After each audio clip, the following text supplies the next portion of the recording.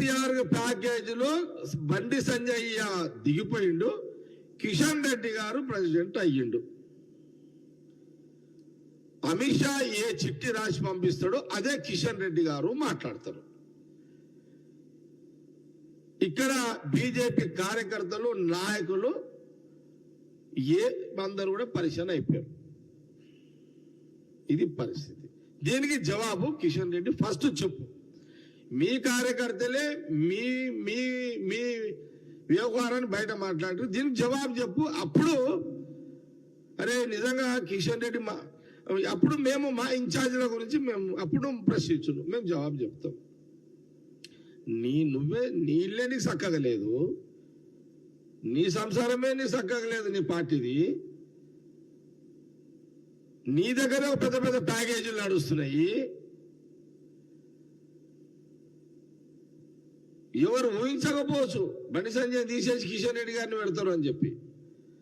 కాబట్టి కాంగ్రెస్ పార్టీ అన్నాడు కాదు, ఫస్ట్ మీ పార్టీ మీది మీరు ఆత్మవిమర్శ చేసుకోండి మీరు.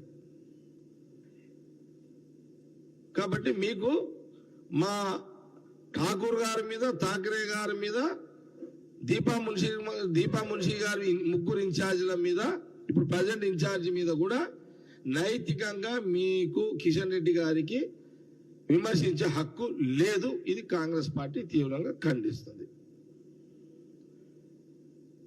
ఫస్ట్ నీ బురద కడుక్కో, నీతోనే టన్నుల బురద ఉన్నది నీ దగ్గరనే, అది కడుక్కో అని నేను కిషన్ రెడ్డి గారికి సూచన చేస్తున్నా.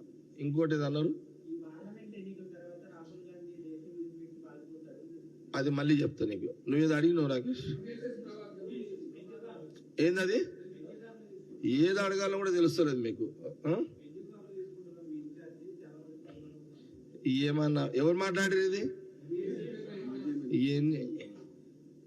ప్రభాకర్ ఎమ్మెల్యే ఓడిపోయి మైండ్ ఖరాబ్ అయినట్టుంది. ఎన్విఎస్ఎస్ ప్రభాకర్ కి ఎమ్మెల్యే ఓడిపోయి మైండ్ ఖరాబ్ అయిపోయినట్టుంది. బెంచ్ కారు లెక్కన అది కూడా ఒకటి నిందన. అదేమన్నా 10 లక్షలు కడతా